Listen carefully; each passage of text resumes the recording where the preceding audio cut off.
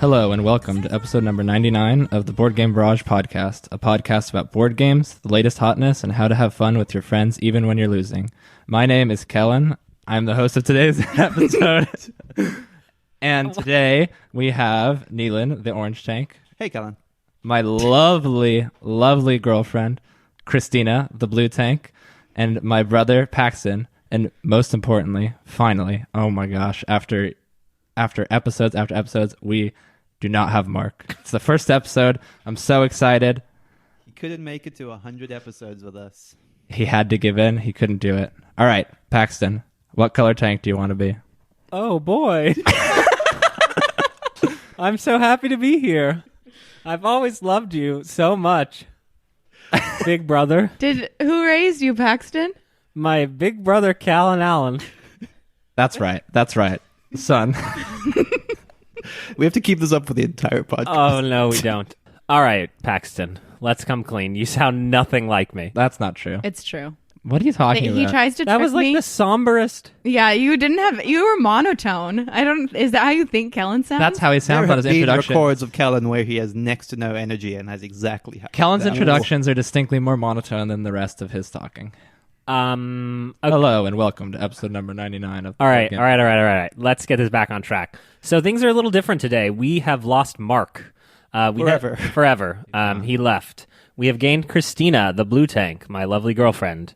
And we have Paxton, my younger brother. That's me. Who we have dubbed Callan Jr. For sure. And the first thing you have to do when you join the Board Game Barrage podcast is choose a tank color. Paxton? I am white and red. I've been told that multicolor is allowed. We will make an exception just for you. The white and red tank. Not red and white.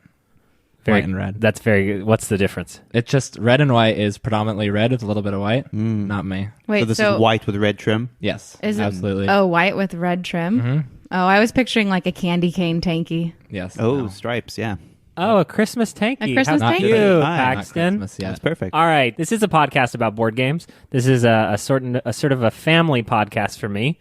So there's 3 people on one side, and then one, And then newcomer to the family, Neelan. and then Oh, Welcome.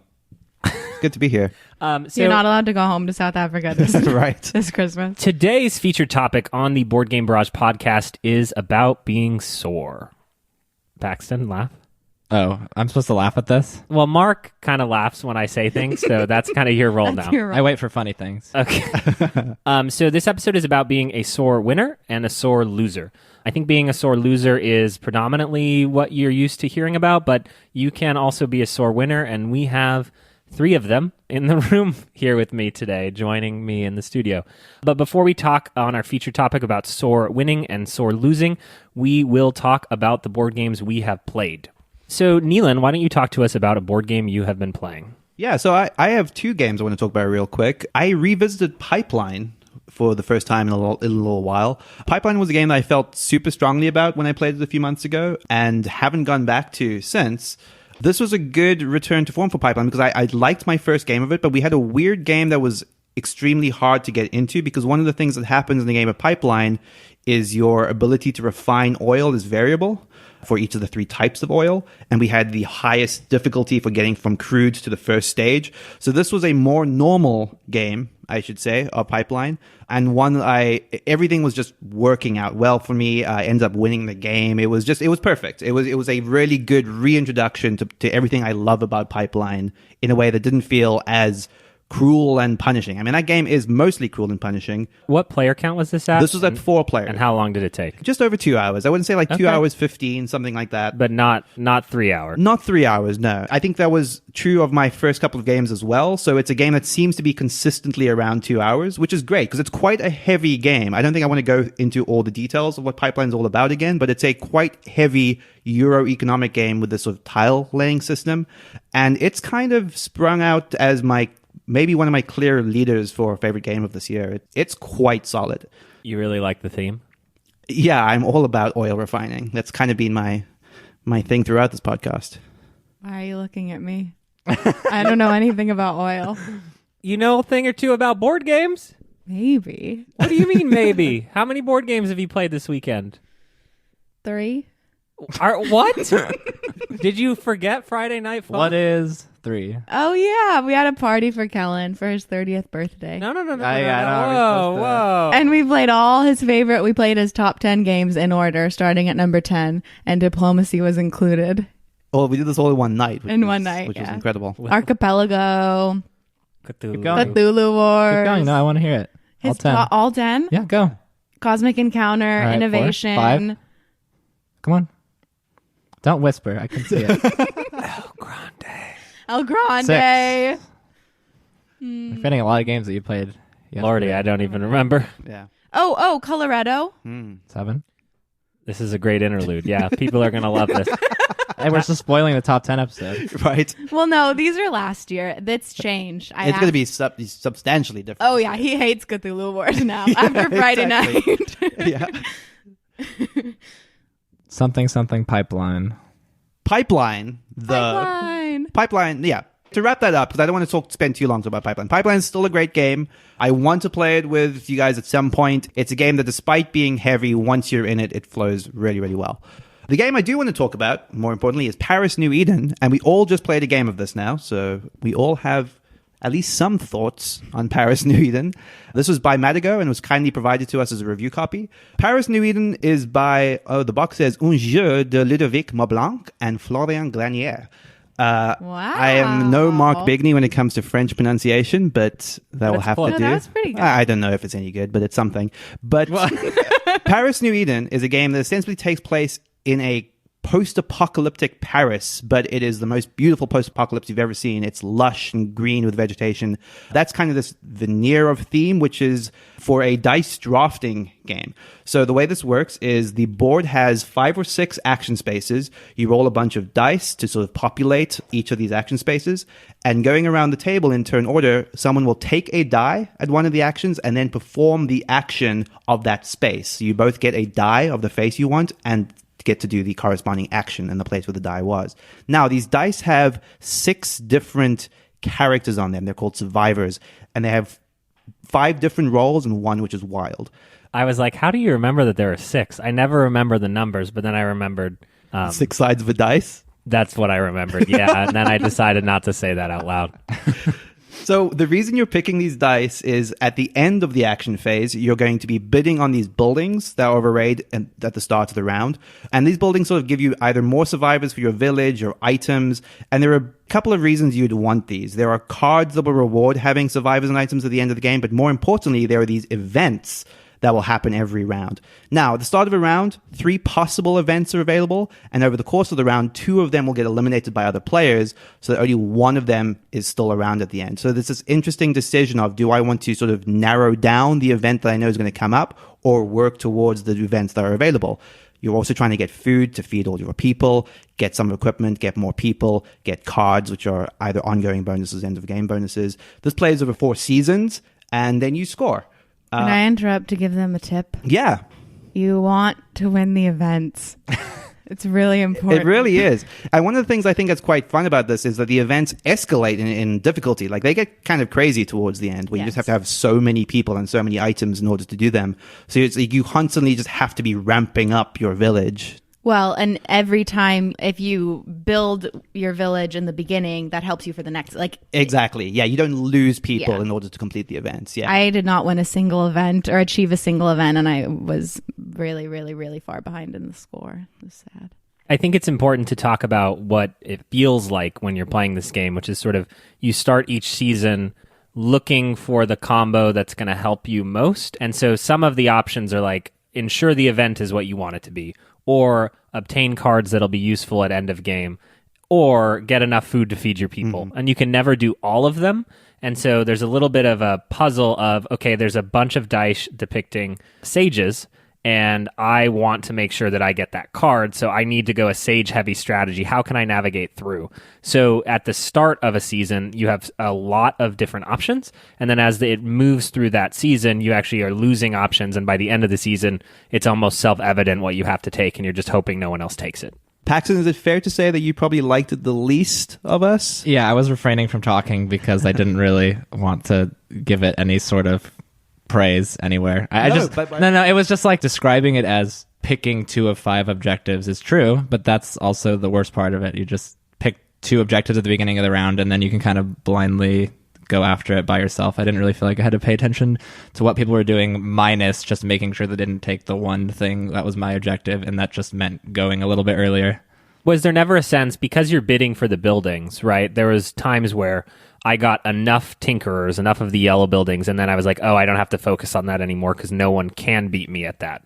Were you looking around the board and kind of evaluating that at all? Sure. I think the evaluation happened at the beginning of the round, so you would pick the 2 objectives you wanted to do, see if it was essentially possible by assuming that, like, on average, one person would take something related to it each time, and then just go after it. Because once you start going after an objective, you can't really stop without kind of just getting shafted. But the thing I like about dice drafting in particular is it's this idea of like you see your best laid plans at the start of the game, right? And then as the options diminish based on the things other people choose, you sort of have to pivot. You didn't feel like that was something you had to do? Well, with the way that the seasons work, it felt like I was pretty okay with just doing individual objectives each season. It didn't feel like they were super tied to each other, especially because the things that you're building towards might change in between rounds, because I went after the events every time, and it wasn't like we had a different event every time. So it wasn't super contagious for me, but like I think I happened to do the things that other people weren't going after, so I just got lucky. But I think you're selling it short from a length of play perspective, because there's a lot of semi-interesting decision making in a fairly frictionless game that does have some tension between the players. Yeah, so I think if I hadn't played a game like this before, I would like it a lot more.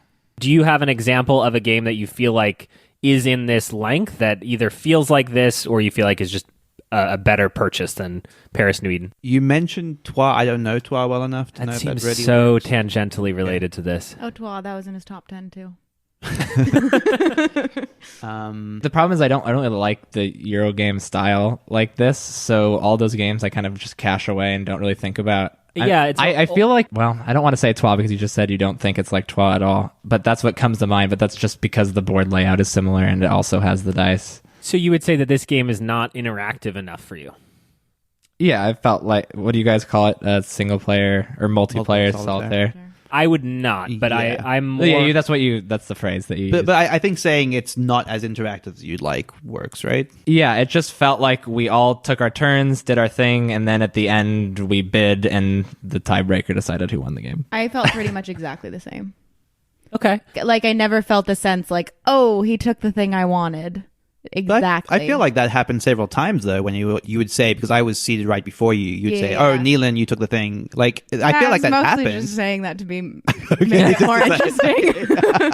I mean, I guess maybe I did think that, but then I was like, "Oh, there's another equally good option." Like I didn't really feel the pain of it, you know. Sure. Like it didn't feel like it mattered that much. I mean, I did screw myself over multiple times, right. So I'm not saying that I played an optimal game, but I will say one thing, which is that we described the feeding mechanism, and like it's not a punishing feeding mechanism as in like something like Agricola. It is certainly has some of the edges worn off of it than games you guys might prefer, where it feels a little bit more friendly. You're either just getting points or you're not. You don't feel like you're especially in a hole at any point. No, I did like it. I think that now that I understand more about it, I would like to play it again and see how it changes. Yeah, I'm still not sure where I land on this. I do think that for its length and for how frictionless it is overall, it's good and it's beautiful. And I think that can't be understated. So if you look at this board and look at these dice and go, oh, I want to check that out, and you know it's more of a beginner-esque. It's not a beginner game, but it's certainly not going to weigh your brain down with crazy decisions. I think it's a good choice. I think it's pleasant for its weight and length. It wouldn't be something I would be chomping at the bit to play again. But I liked it. I liked it a lot. It feels like a game to pass the time. So like as a person with a group of friends who I have to kind of convince to play games, and if they don't like it, they might not want to play again, I would absolutely not play this with them. Yeah, and I think that that's exactly fair, which is to say that if you have a regular game group that meets once a week and you're always looking for new and interesting games to play, I could see this going over really well at Dean's Game Night as the opener or as what you play while people are getting there, and everyone kind of enjoys it and no one is offended by it. Yeah. Yeah, that sounds about right. That's Paris New Eden by Madigo Games. So speaking of friction, we have played a couple games this weekend. Actually, Neelan was only invited to one of the games of this. We got out Glory to Rome. Glory to Rome is Karl Chudyak's tableau builder. We will say up front that this one is hard to acquire, and the version that I have, which is the black box version, is not really available for sale anywhere, but there's a lot of print and plays of it that you can find. Glory to Rome is a tableau builder where you are playing in Rome, presumably, and you are building buildings. Each building has completely crazy and wacky powers that change the game state, and everything that you do allows other players to also take actions. So the construct of the game is when you lead an action, everyone has a choice to also follow along, or they can think and draw more cards. So you will get to take your action first by being the leader of that action, but everyone can follow along with you. Cards will move around the board. So a card can be a material, stone. It can be a stone building, or it can become a patron and give you the stone patron actions throughout the game. What? I just like how you're trying to describe this game that will not be able to be described over a podcast. Yeah. It's really complicated. It is quite. Even when you're looking at the board that gives you a guide to what everything does, and you can look at the cards and see all the different, it's so confusing. Right. It's one of those sort of like conspiracy theorist diagrams with red string connecting everything. Sort of on the back of the yeah. board. Yeah, that's funny. We should definitely share a picture of that. It does end up being helpful. But once yeah, you kind of understand, once you're 50% of the way there. Right. Then it helps. You're like, oh, okay. Glory to Rome plays 2 to 5 players. And the one thing that I want to start this discussion off with is, if you have listened to me talk about my favorite board game, also by this designer, Innovation, Karl Chudyk, and thought, wow, that sounds interesting, but it's just a little too crazy for me. I know that we have many listeners to the podcast who are more Euro than I am. I think that Glory to Rome sits just to the right of Innovation in the wackiness. So it has some of that feeling, some of that flavor of, oh my gosh, if she builds that building, the game ends and there's a new win condition, but it still allows for more strategic play than Innovation does. And so I think this is a huge win, or a huge get, for people who are more Euro-minded but still interested in crazy card play and tableau building. I think Glory to Rome is in my top 50 games of all time, 1,000,000%. And I think it's totally worth talking about. How do you guys all feel about Glory to Rome? I love Glory to Rome. This is one that we've actually played 2-player more than higher counts, I think. Higher player counts, right? Maybe for you. Yeah, who's we? Yeah, well, who's the we? I was talking to Kellen specifically, but... Are you talking to... Which tank color are you talking to? Okay.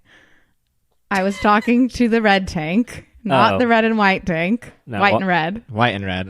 Jeez. Don't get it. So I'm used to playing it at 2-player. So playing it at Friday night, we played 5-player, and then yesterday we played 3-player. Was pretty interesting because of how different it felt. I think I like it the best at 3-player, maybe. At 2-player, you can really, really pay attention to what the other person is doing. And I guess if at 2-player, I'd rather just play Innovation. So I think Glory to Rome is really, really good at 3-player. All right, I'll save you. Okay, thanks. I really love Innovation. I've played it probably 15 times, and that's a lot of board game plays for me. Top 5 games for me. This game is everything that you want an Innovation multiplayer to be, because Innovation multiplayer is hot garbage. I don't know if that's a hot take, but it's really bad. And this plays like what you wanted from Innovation multiplayer. It gives you the good feels of kind of not knowing exactly what to expect on any individual turn, looking forward to getting the cards with cool powers, and still being able to have a long-term strategy. I will say, though, I think if you're going to play this game, you should play it at 2 or 4. Very specifically, I think. Not 3. Why? So, yeah, why? So 5 was bad, and I think we can all get into that in a little bit. But 3 got into the typical problems with 3-player, where one person gets good, the other 2 people gang up on them. I tend to, in the board game world, avoid 3-player games. I don't know if that's like commonly accepted in this group of people. No, I think that is a fairly common stance for the reasons you're describing, at least. Yeah, I think there's some games designed specifically to combat the 3-player problem, quote unquote. I think that our game typified some things because there were alternate win conditions being considered as well that may not have been an issue in a different 3-player game. Yeah. But I think that you're doing a disservice to say that it doesn't work at 5 because... Well, yeah, okay. Saying it doesn't work, I still enjoyed the game better than I enjoyed 95% of board games, but comparably, it seems like it would be way, way better at 2 and 4. Granted, I haven't played it at that count. I really liked my 5-player game of it, but I did get the impression that I wasn't able to like ascertain a lot of the board state at 5 players because it's just too much to like try to figure out. My impression of the 5-player game was that 3 would actually be almost ideal for it, but obviously that's coming from no position of knowledge on my part. It was really fun. It was just the end felt a little Yeah, Okay. exactly. I really liked it at 3. Okay. That's my favorite player count, but I guess we did have issues. The end felt weird. That was Neelan, this is your first play of This Glory was, Rome. yeah. Yeah. So what's interesting is my takeaway after playing Glory to Rome, is that I feel like I need to get Glory to Rome. It's so in my wheelhouse of that type of card comboing that I like from Innovation, but the fact that it seems ideally suited for like 3 to 4 players perhaps feels perfect. So I've played Mottainai before. Now Mottainai is a re-implementation to some extent of Glory to Rome, but it adds this bizarre theme that did nothing for me and sort of also in some ways increases the complexity of it because it doesn't give you any sort of analogs to anything you're doing. Everything just sort of felt extremely arbitrary. I played Mottainai a couple of times and got rid of it. Glory to Rome, despite being largely the same game, felt substantially better for me. I can't put my finger on why that is. It may just be because there is a more logical theme behind building buildings and acquiring materials, which just made a lot more sense to me. But it also felt like the powers were maybe less wacky than in Mottainai. I'm not sure if that's true. But I felt real good about this to the extent that I don't know where this like stands next to Innovation for me, honestly. And that's not fair, having played Glory to Rome only once, to clarify. But I felt really strongly about Glory to Rome after playing it. Yeah, I think there is such a connected ecosystem of what happens in a game of Glory to Rome that you have to consider so much. You know, when you lead a card, when you play out a purple card, that is going to flush it into the pool. And you know that another player is trying to complete a building or is trying to get a patron and needs a purple patron. And so by you playing that purple card, you are filling the pool for them. And so you have to decide if that's going to be worth it for you. Another example in our 3-player game is the pool had 17 cards in it, and I figured out how to complete a building that drained the pool of 17 cards and put them all into my stockpile in one turn. And it was just that drastic swing from, every card is available in the pool that you could want, and in one turn I took all of them from you. And suddenly you had to sit there and tactically decide what to do. So it does still contain what I like, which is a more tactical bent than sort of, some of these heavier Sure, but certainly not as much as Innovation. Which I think is a preference on my part towards strategy. Yeah, no, and I think that was my big opener, right, is that this is the olive branch to the quintessential Orange Tank fan to kind of come into this world of good game design. It is definitely one of my favorite Chudjiks now, that's for sure. Yeah, I think when it comes to comparing it to Innovation, the only negative I have is that in Innovation, you don't feel that bad when something doesn't work out or when someone combos you. Whereas in this game, because it feels like it's trying to get further from that craziness, it feels a lot worse when you get comboed or when the economy gets really dry and you can't grab the card that you want. Because you, Kellen, Red Tank, said that turn that you did when you took all those cards actually was why you didn't end up liking the game, because you felt bad at the end when it didn't work out. Yeah, because in Innovation, there are more opportunities when something crazy happens and your strategy is destroyed. It doesn't matter because you can pretty much find another. You can just shift so fast. It's repairable. Yeah, and I love Innovation because of that. And this definitely feels punishing. Yeah, and Kellen, you did say that. All right, well, that didn't get recorded, so I'm not sure what you're talking about.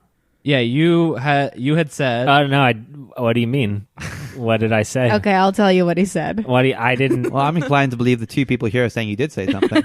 You don't even know them. I've just met them for the first time. Never met Neelan before. I'm family, Kellen. What? Just to be clear, the great combo that Kellen was talking about that made him love the game so much also made him lose, and to great effect, I'd say. Yes. True. I think that's probably enough talk about Glory to Rome. Okay, moving on to... Oh, I'm doing Paxton? this. No Yeah. swap, no pay. I don't have the box in front of me, so I can't say designers. I also wouldn't be able to say it in French anyway. Am I supposed to say names of people? No, it's fine. All right, no swap, no pay. It's a game where everybody has a bag of loot. You go around in circles and you draft coins one at a time. And at the end of the game, you're trying to get the bag with the most coins based on a different kind of scoring system. Depending on what coins you have, they're worth different amounts. But the twist is each round you go in a circle and you one at a time, you ask to swap bags with people. And if they say no, then you get to grab a coin out of their bag. No swap, no pay. At random. At random. Wait, what's at random? The coin you grab coin it. you pull. Yes. So I just realized that no swap, no pay. Yeah, it doesn't make make Doesn't sense. make any But anyway, sense. So what makes this game interesting is that each coin is worth a different amount based on how many are in your bag. So some of the coins are just worth straight victory points. Some are only worth victory points if they're in sets. And some are worth negative points if you only have one or two of them. They make your bag worthless. And so you are drafting things publicly so people are seeing what you're putting in your bag. But then the bags are getting shifted around. And by the end of the game, you end up potentially on the last turn saying, Neelan, do you want to switch bags? And you're desperately hoping he doesn't want to switch bags because you really have a good bag, but he could say yes, and then you have to switch and you get Neelan's really, really crappy bag. Yeah, so to be clear, you have to ask someone to swap bags. So it feels like a pseudo drafting party game where you can't really take it seriously because you put a lot of pride behind your initial bag, building it, getting what you want, and then you just immediately lose it. So I ended up personifying my bag, trying to get it back throughout the game so that I could get what I wanted. But in the end, the game is not super strategic. It's just a fun little drafting party game. I think that was one of the things I found the funniest about it was what you described, where you get precious about your bag at some point, and then you're just following it around the table to see who it ends up with to try and get it back, even though it might not make any sense to get it And back. then you at get that it back, point. and it's It's horrible. much worse than What did you do to my bag? Exactly. Didn't you put trash in your bag so you No. could identify there when was you got your literal bag? garbage in my No, bag. it was chocolate, and I didn't put it in there. It yeah. came with the game. Like leaving it in. It came with the game. It What are you came with the talking game, about? and I liked it. So yes, I left it in there, and then I For a could later identify time. it later. So it's fun. The coins are beautiful. The cover art is beautiful. The bags, though, are gross. Oh my god. Oh yeah, a key thing to know about this game, and I'm pretty sure it was intentional. Touching the bags feels like nails on a chalkboard. It feels like nails on a chalkboard. To the point where a few times ago we played this game, one of our friends had to wear gloves the entire time. No joke, That like literally actually happens. had It's to not wear a joke. gloves. They're not that bad. No, they're that pretty literally bad. happened. Yeah. I'm not kidding. The The gloves were not worn as a joke. It was an issue. He walked away to find his gloves. Wait, you were there? Yeah. What are You you there talking both about? times we no swap, no Of play? course. Yes. I am no swap, no pay. Paxton is Well, the you king of. have to tell them how it happened. Okay. Like I was saying, these bags are horrible to touch. So when you ask somebody to trade bags with you, wait, what happens if you say no? If you they say no, reach into yeah, your if you bag. say- yeah. Okay, so Paxton started making it really, really uncomfortable, even more uncomfortable than it originally was to reach into these bags. So I would like reach into Paxton's You bag can't touch my bag. That's my bag. to take a coin, and he would like trap my hand. I don't know. There were a lot of horrible things going on. And so then, based on that, he came up with a variant called No Swap, No Pants.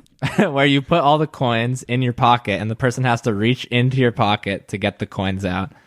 And then if they refuse? And if they refuse, you have to swap pants. Well, no, if they accept, Well, yeah, because if you're, they accept, you're you have to asking swap them to swap pants. pants with you. If they refuse, they reach into your pocket. Results So- may vary.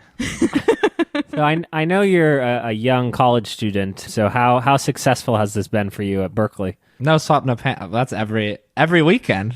No swap, no pants. It's the new thing in Berkeley. Everyone's playing it. People are clamoring to pay it. People are clamoring. I love it. I think this is a light, silly party game that if this sounds fun, you may enjoy it. I don't know how much legs it has, but I kept it around and I've kept it through the great culling of autumn 2019. Yeah, I think this game is worth having, and that's the best thing you can say about it. It's in that category of games you want to show to everyone kind of once, Yeah. and then but probably never repeat play with the same group. Unless you're playing the pants version. Yeah, exactly. Yep. So that was No Swap, No Pants. Just kidding. That was No Swap, No Pay. We don't know who the designers are. Next. Next. Making Next. it. Here on the Board Game Barrage podcast, we always read reviews. Thank you so much for leaving your reviews. All right, this What do you- episode. I felt the sincerity in that. Yeah, this has been a Do I want to read the names? I don't know. They're like Yeah, usernames. read the Yeah, username and All right, the review this week is by FundX, who says, I don't know, there's a subtitle to it, but it says number one board gaming podcast, the board game podcast. All right. So FundX says, I've listened to about 15 different board gaming podcasts, and this is by far my favorite. Why? Kellen coined the phrase, you do you. Evidence at the end of episode 29. Mark will trade games with grandma to make a buck. Ruthless. Neelan, the calming presence, but has a hard time saying a game is bad. The more critical review, the more useful it is for me. I want reasons to not buy a game, Nealon. Please trash games more. Seriously, this is one of only 2 podcasts I listen to every word uttered. The only other is SVWAG. I don't know what that is. Every other podcast, I'm fast forwarding to find something worth listening to. That was Doesn't nice. count as garbage. Oh, Nealon. We're done. We were going to play it on Friday. Oh, no, we did play it on Friday. We did. After Diplomacy. And you loved it. So this is a fun review, I think, and I'm not sure when it was written, but I do think that Nealon, as he's sort of been embraced into the family, has come out of his turtle shell. That's his demon from his Dark Materials, is a turtle. A turn turtle. Are we reviewing TV shows now? We can, to be serious. I do think that Nealon is more critical now than he once was. You're welcome, Nealon. think Ellen that's fair. taught him. Yeah, I learned from the best. Are you claiming all credit? Yeah, a good amount of credit, sure. Or Mark. See, here's the thing, right? Because without Mark here, he's kind of hoping this episode's not good. It's great. And Paxton, you got to do better than what you're doing right now, sir. What? Give me some energy. We stopped 3 or 4 times for Miss Christina over here to make up the words that she needs to say, and you're getting mad at me. I'm always here, so you're the one that The has low to. expectation You're the one because that you're has to always here. impress. She's lovely. What are you talking about? I'm lovely. What are do you? I don't better. understand. Do more. What am I supposed to do? Paxton, I can't dance. Mark is going to edit this. Do you understand what that means? He's going to edit you out, Paxton. That's fine. I'm Yeah, fine you're with gonna that. get an invisible Mark can edit. have it. That's fine. He's going to put his voice in. He's going to take every Paxton line and dub Re-say over it, it yeah. in like a good way. I'm confident Mark will keep me over Christina. Did we And that's explain all that matters. why Mark isn't here? He's in Vegas partying without us. Well, yeah, I just thought they should We weren't know. invited. Okay. This is the first Totally time not here. in 99 years episodes. Which will make me the only Board Game Barrage host to have been for all of the first 100 episodes. Not for long. That's True. That's true. That's ominous. That is We have a one threat. more episode, right? What? We have to get him out before the next one. All right. Yeah. All right. Bye-bye. So let us move on to our feature topic today, which is sore winners and sore losers. This topic was inspired, as most of our episodes are, by real... Ellen being a sore loser. Surprise. I mean, I would have to lose a game to... Yeah, this is where he says he's a sore winner. I can interrupt you halfway through because we say the same things. We're like the same person. Well, you spent the whole upfront trying to trick people that your voice sounds like mine, and it sounds nothing like mine. Well, we'll see, won't we? We will see. So I wanted to start by talking about what it means to be a sore winner and a sore loser in board gaming, and just to get everyone's opening statement as it relates to the topic. Christina? Okay, I was just informed of the topic, and you want me to give the first opening statement? What are you talking You didn't about? prepare in I advance? informed you before we went to bed last night. You were asleep, and I assumed it was all fake talk. What is fake talk?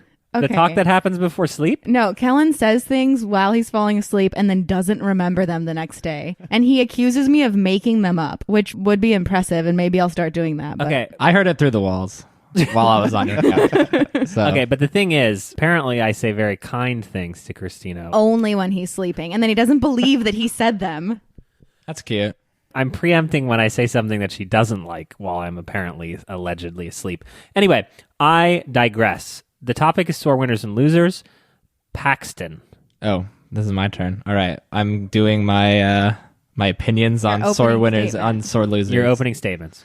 I don't think sore winners really happen, so I'm not sure why Yeah, it's can part we of this define subtitle. sore winners, actually? But- Yes, you sheep. Nealon, guide us. Become the guide dog. Wait, no, that was my opinion. Sore winners don't exist. Wait, no, but can we define sore winners? Yeah, no, I think Oh, the sure. idea is, right, I think we all have a rough idea what sore losers means, right? But Yeah. the idea of a sore winner is if you've ended the game in a winning position, but in a way that has seemed unsatisfactory either to yourself or to other people at the table, in a way that you're not proud of, in a way that you're not happy So it's not with. like, it's not being arrogant about Really? Because I would Yeah, I have, thought sore assumed, winners meant arrogant. I assumed arrogant.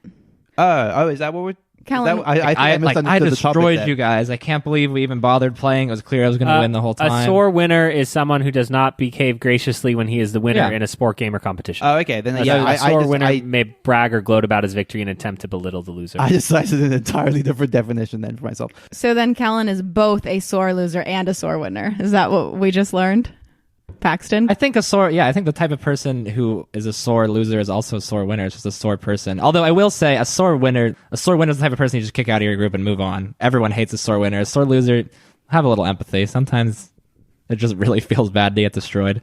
Yeah, it's hard though, right? true. Because I think we sort of foster these like hyper competitive environments, right? And some of that carries forward just by virtue of momentum to the end of the game where you're like, because if you're not going to celebrate your victory, Yeah. then what was it all for? Yeah, you have to always be playing for first, that kind of stuff. One person in this group is a lot more hyper competitive than the rest. I apologize. That's clearly Neelan, right? Yeah, clearly. No, it just becomes a thing where it's like you need to make sure that everybody's having fun, but you also need to make sure that you keep the rules going, etc. Well, actually, something you said yesterday was interesting, Paxton. You said that there are certain games where you don't let your pride be impacted by the game. So if I play a game a first time, I'm not going to let my pride be impacted by it because some games you just have to figure it out first. I mean, it depends on the type of game. Some games, the game is designed to reward the person that can figure it out the fastest, and some games just aren't. So like New Eden today, the game is just like you play it 5 times and you'll know the best strategy, I think.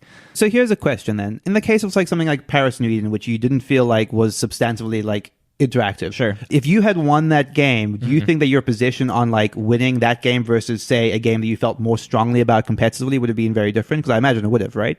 What do you mean? My opinion of the game would have changed? No. But like you probably wouldn't have been like, Yeah, I wouldn't have cared crushed if you I won. guys. Yeah, exactly. It would have That's made what no I mean. difference. Whereas a game that you sort of feel more into competitively, like you would have maybe been more celebratory. Yeah, I mean, you just get emotional about games that use emotions more, i.e. not Euro games. I don't know that I've ever seen someone get salty over a Euro game. I mean, it happens for sure, but I get that response because, like, I think you're carrying forward the momentum of the game to some extent. Like, I love the idea of, like, the victory celebration, but I only do that in the context typically of, like, Mark and Kellen, really, because it is such a big factor in our games is that we're just very competitive with each other and like trash talking throughout the game. But yeah, you're right. Euro games don't generally foster that kind of environment. Yeah, not at all. I mean, I play Resistance all the time and I get super salty over it almost every time. Right. But it's accepted by the people around me because everybody gets kind of salty over it. I don't think the line for sore loser is a lot higher for a game that's emotional just because everyone's emotional. Mm-hmm. Social Deduction is actually a really good example because you generally have a reveal at the end. Yeah. So there's sort of like, who did I win with? Like, let's high five type thing. You're saying that being a sore loser is more okay than being a sore winner, broadly? Yeah, absolutely. It just feels worse when a sore winner exists because like everybody's already lost to this person and then they're rubbing it in. I mean, I'm assuming that's what we're talking about when we're talking about a sore winner. I think that the only counter argument I have in terms of being a sore winner is in games like Inish or games that foster an environment of king making or gang up on the player winning. When that player does win, it's sort of a table flip everyone off and go, ha ha ha, I did it. But if everyone's excited at this, because I think at that point, everybody would be like, wow, you deserved that. We're excited you won too. And then you're not a sore winner. Like Yeah, if it's different. everybody's on board, I think part of being a sore winner is that everybody else feels bad. Yeah. Because the thing is like sometimes you winning, like you said, it's you versus the world and it's okay for you to be like kind of in your face about it. I mean, you have to just read the room. Don't be tone deaf. And I think that's just kind of the whole point. If you're tone deaf, you're going to be a sore winner and a sore loser because you just can't read the people you're around. Well, but I think it's more than being tone deaf. I mean, not to get specific, but Kellen is please. Kellen is not tone deaf. But I think, do you think he's tone deaf? Yeah, at times. No, he can read other people. He is just bad at reacting accordingly to people. That's not being tone deaf. That's just overreacting in the wrong way. Well, is it worse to understand the room and then still be bad about it? Probably.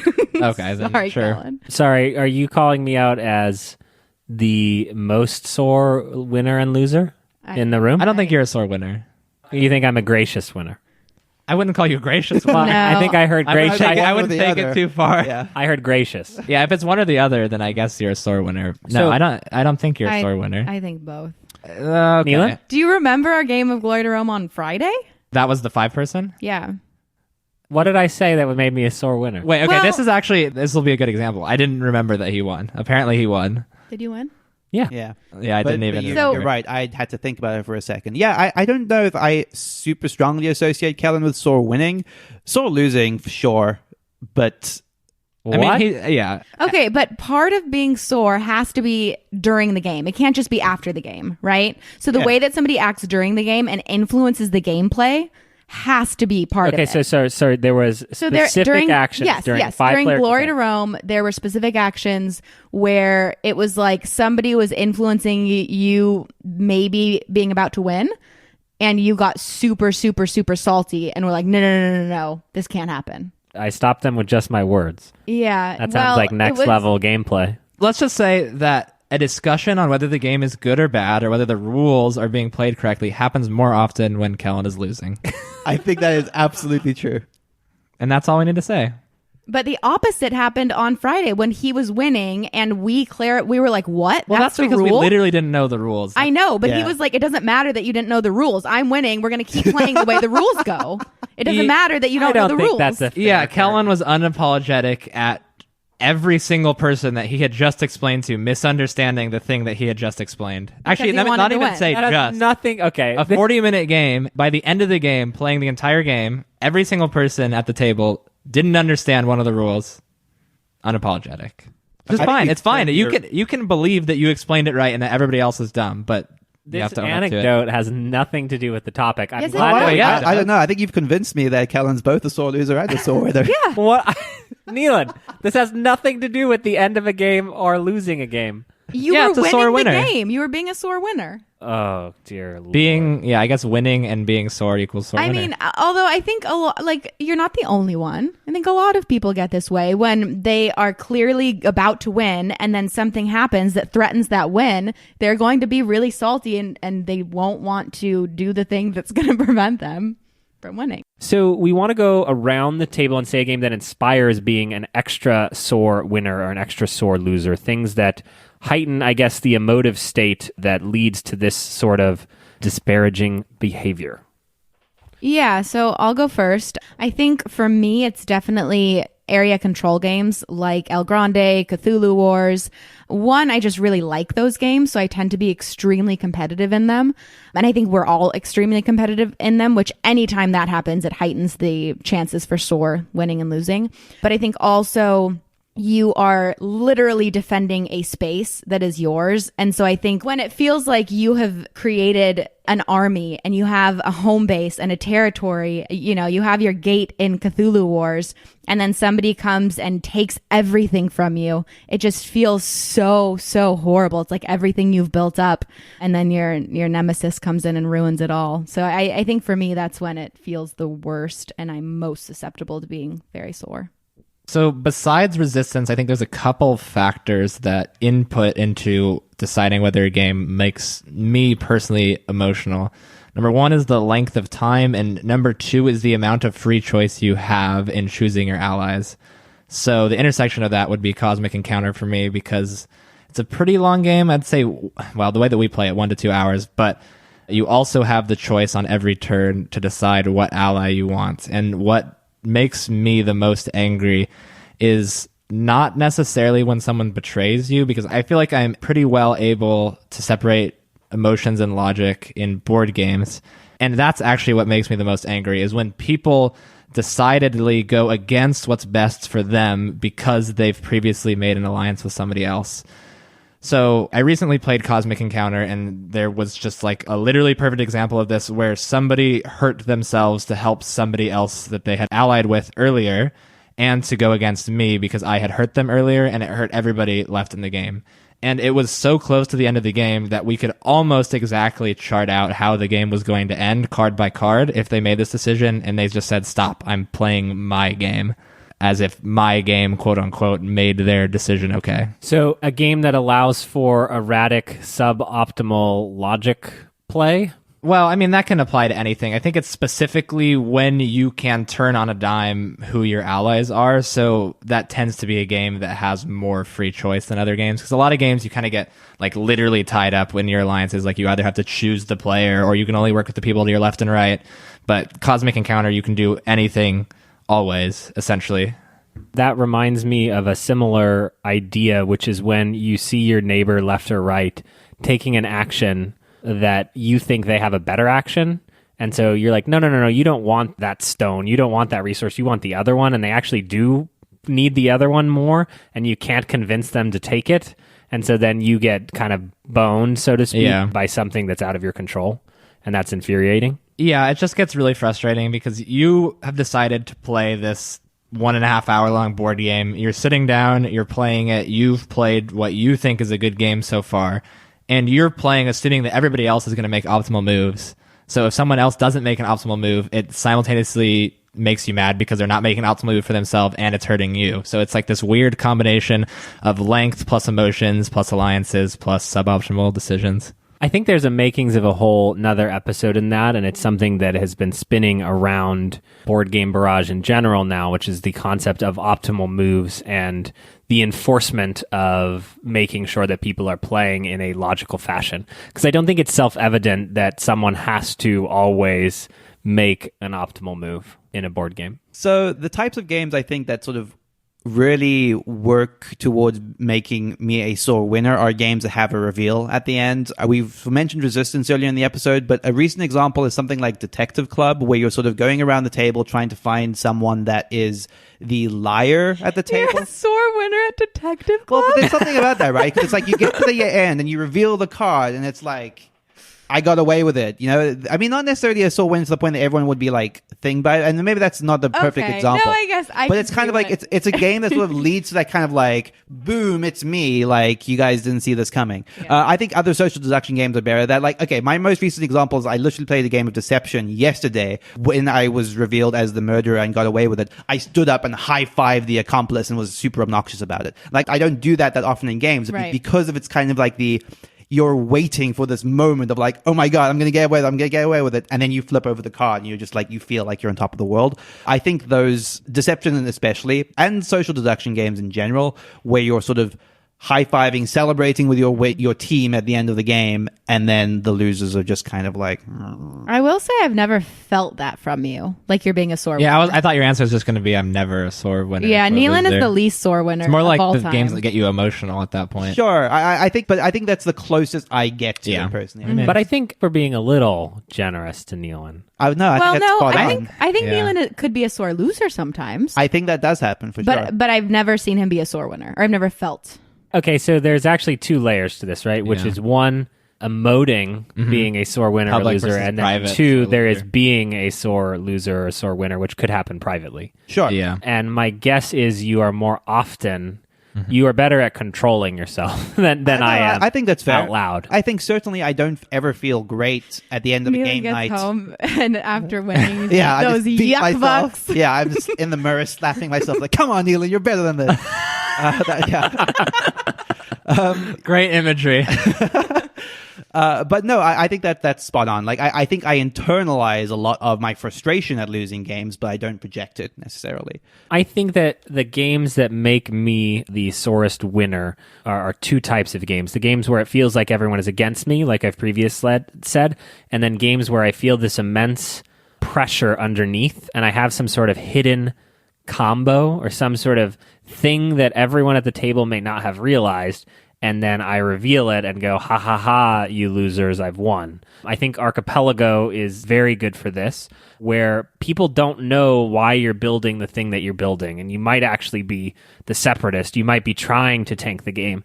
And that moment, I remember a moment where Christina, you had tanked the game, and there was this like gloating sense. And not that you were being a sore winner because it was awesome, but I probably was. I was so happy. It's like that pressure that builds underneath, and then you actually get like a shortness of breath because you're about to unleash something and no one has seen it coming. And I think that this bred PAX Premier Gate, we don't need to go down that hole too far, but this moment where I feel like I've tricked everyone, and then to either get that called out or not called out is sort of a losing proposition either way. And I think in your defense, Kellen, I think you tend to be more sore partly because you tend to build combos, like really, really cool combos more often than other players. I think that you like playing games that way more. Like, obviously you want to win, but if you can win in the coolest way possible, you're the one that's going to do that. And so I think when you are building that secretly the entire game and then something happens, it's very, very, very frustrating to you. Yeah, I think the last thing we want to do to close out the episode is sort of talk about specific behaviors that are a little more like what you should or should not do. And in some ways, I think this is a therapeutic discussion for the four of us.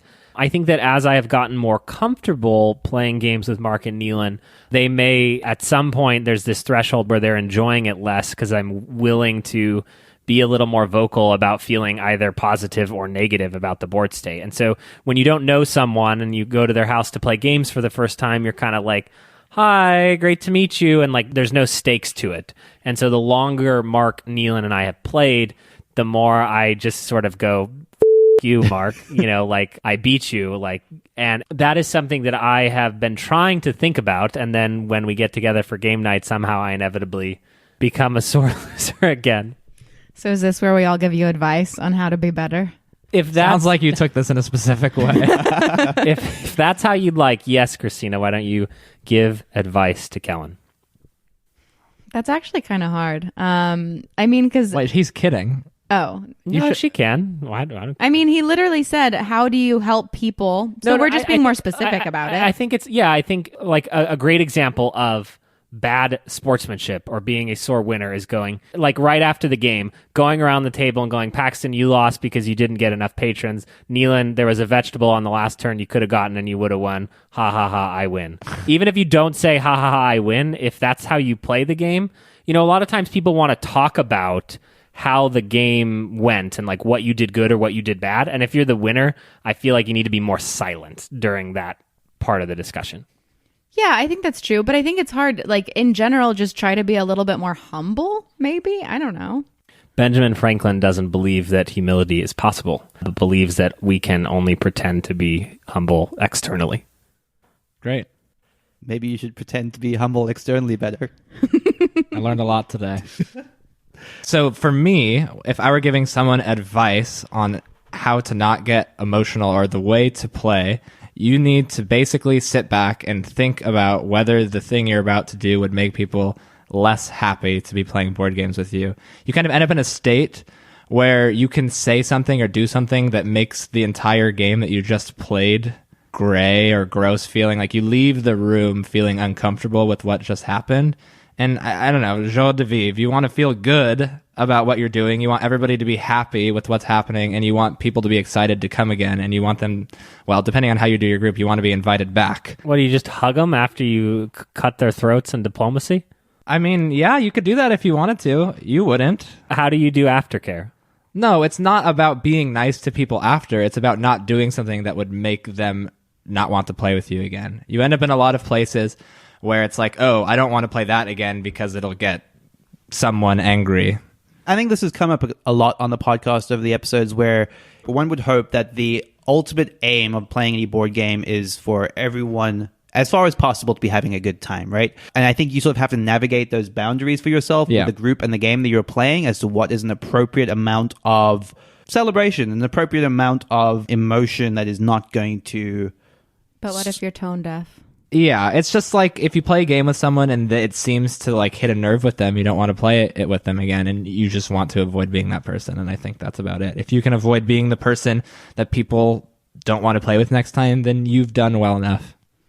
But I think it is helpful to have specific, like, yes, that's a good personal barometer. But like Kellen was just saying, after a game is over, sitting there and saying, and I'm definitely guilty of this, saying like, oh man, if I would have done this and this and this, I would have won. Oh, I was so close to beating you, Neelan. Like all I had to do was this and this. I definitely am guilty of that. And it's probably better not to do that. It's just hard to say because the type of person that you're playing with, it changes what makes them uncomfortable and what makes them okay with you. Yeah, but I think that there's... I mean, obviously there's universal things like calling someone out and saying that they're a piece of shit. Don't do that. Yeah, well, I think Paxton, you're being very broad, but specifically it's like there's a different way to frame, oh my gosh, I really missed, if I would have taken the merchant on the last turn, that would have scored me a lot more points, is different than I messed up on the last turn and I would have beat you if I had picked the right card on the last turn. So I basically won. I've heard versions of that where where there's a different way to frame the discussion around winning or losing afterwards. Because I wouldn't even want to sort of take away from the idea that you should be like discussing things that, oh, I could have done this slightly different. Like I sort of actually kind of enjoy that a lot of the time at the end of a game of like, this would have been a cool thing that could have made this go differently. Not in a way that's obnoxious, obviously, but in a way that sort of is just, let's look at how the game state might have changed if things had been slightly different. I guess I just wanted it to be clear that some types of groups of people, especially in the board game world, are going to react very differently than other types of groups of people. Like our group, I'm sure, can take a lot more than most because we are all close and we all get mad at each other all the time. What are some types of sentences or ways in which you interact that you personally avoid saying or doing as a sore winner or loser to help others? So to prevent being a sore winner or sore loser, you need to be very careful about not talking over people. I am a very loud person, and in games, I tend to talk over people, and it's something that I've caught myself in because I've noticed that people want to play the types of games less where I talk over people, so I've had to consciously take a step back and not prevent myself from talking or be less loud, but make sure that if I'm being loud, I'm not being loud over someone, or I'm not interrupting someone, or I'm not allowing them to speak. And I think that's important because it makes other people feel like they didn't have the opportunity to play the game. There's also something to be said for, in line with what you were saying, with just taking a step back at the end of that game and just like sitting in your thoughts for a little bit, keeping quiet, listening to the other discussion, and then interjecting maybe your thoughts. Like, don't ride the emotional high into just being antagonistic with everyone. Take a couple breaths. Yeah. Oh, that's good. And that's related to what we were talking about with movies and how we don't want to be the first person after a movie to comment in case someone has cried and discovered their new favorite film and you think it's hot garbage. Yeah. Like right as the game ends, there's a moment to set a tone for how the end game is going to be perceived. And if someone is either gloating or whining, that kind of changes the whole thing. Yeah. Take a moment just to feel the room, let the discussion like wash over you a little bit, and then respond. And I think there's a very fine line between whining and discussing, so you have to be pretty careful. How have I done with the line? You specifically? Yeah. I don't think you whine. I just think a lot of people accidentally, and this actually tends to be the people that are quieter, they don't know how to form what they're saying in a way that doesn't sound like whining instead of talking about like some kind of discussion about the actual substance of the board game. Any closing thoughts on being a sore winner or a sore loser? Just don't talk? Yeah. Yeah, just stay quiet for eternity. Christina, have you learned anything by participating in this episode of the podcast? Yeah, I actually know. The thing you said, I didn't realize that I did that, and I do. So I'm a sore loser. Wait, too. what thing? The one I talked about. Like, after you win, saying, oh, man, if I would have done those two things. Because, like, to me, it's kind of like I'm beating myself up. Like, I wish I would have made those two moves differently. But really, I think it's just whining, and it's like being a sore loser. And I didn't realize that until now. So that's a good takeaway. Did you learn anything, Kellen? Yeah, I mean, I think this episode was in some ways designed to remind everyone why they like playing games with me and to, I don't know, I think it's a good reality check. And I think that we are obviously discussing it for the podcast, but it is something that I have been sort of ruminating on behind the scenes. There is one other thing I was thinking. The idea, for me, a lot of times it's like either 100% in or like shut it off. So if I get really, really, really upset about something, the only way to turn that emotion off is to not care. And that's actually worse in a game to not care about the outcome than it is to be super emotional about it, right? Yeah, there's an interesting thing a friend said where a lot of the way towards not feeling bitter about your defeats is just to not be bothered about winning, and that doesn't really sit well with me, to be honest, but it's interesting. It sounds like a psychological disorder. Like actually, so now I need to go to a therapist too. I would say, I guess you just need to take a step back, take a couple breaths, and decide whether what you're going to say is worth hurting your relationship with the people you're with. Honestly, the answer might sometimes be yes, but most of the time it's no. I think that's fair. I think it's a good answer. All right. Thank you guys so much for joining us for the 99th episode of the Board Game Barrage podcast. You can find us on all major forms of social media, Twitter, Instagram, Facebook, and you can join us on our Discord if you want to talk about what it means to be a sore winner or loser, or if you have some great anecdotes, we'd love to hear them. You can find that at boardgamebarrage.com/Discord, Discord. We're always hanging out there, and we love to hang out with you. Thank you, Paxton and Christina, for joining us today on this. What? Right then? You stole my outro. Thank you to Heart Society Music for letting us use their song What's on Your Mind, Kid from their album Wake the Queens. And that'll do it until episode 100. Bye. Bye. Bye. Bye-bye. What? The hell? Wait, How long have you been? How did you get? what? He has keys to your house, Neelan? You want to I tell us thought you something, were Neelan? in Las Vegas. This is not your episode. Mark, we've been replaced. The white and red tank prevails. Wait, What are you doing? did you here? lie about being in Las Vegas? Thought you could keep me out, but I came back in. Did you? I'm always around. You wanted to be on every episode of this That's right. podcast That's so right. badly that you drove break from the Las streak. Vegas? Wait, did you Neelan thought he was actually? going to beat me. Neelan thought he was going to have the longest streak, but do not let that happen. Did you actually just rush back from Las Vegas for Absolutely. this? Just to make the end of the episode? That's right. Oh, Because it counts. My Logging gosh. it. I'm logging it. It's actually Official episode. He's actually been here the whole time, just like Paxton's had a little thing in his ear and Mark's telling him what to say. Like a teleprompter. Wow. Okay. Well, you are. Still doing the editing on this, so if you guys talked any at all, You win most committed. This is incredible. that's right. Wow. Most Get it. committed to the pod. Mark I went? mean, Yes. he drove how many miles is Right. that? No. 400. 400 miles to surprise enter. This is great. My mind is Okay, blown. we can't have 5 hosts on one episode. We just did. Oh my god. We basically said on the episode that you were the most sore winner and sore loser of the group. Sore winner? Yeah. What's a sore winner? Perfect. That's great.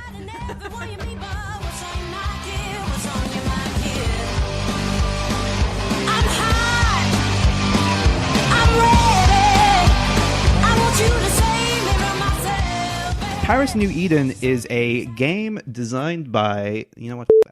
Is it? I just saw those names. I'm like, nah. You should try. Oh my gosh. Yeah, read it Okay. to us, Neelan. I forgot what I was going to say. Okay, so we'll wait. Think of something interesting. Here on the Board Game Podcast, we always... Wait, what? The Board Game Garage. What are you talking Well, we What did I are say? What did I the Board say? Game Podcast. You said the Board Game Podcast. The one and only true Here on and living the board only game Board Game podcast. Podcast. Started out Paxton. Yeah, then we might make it work. We two, Good luck. 2 and 3. Sorry, Mark. 2 and 3 are I hate recording the podcast. Put that in the episode.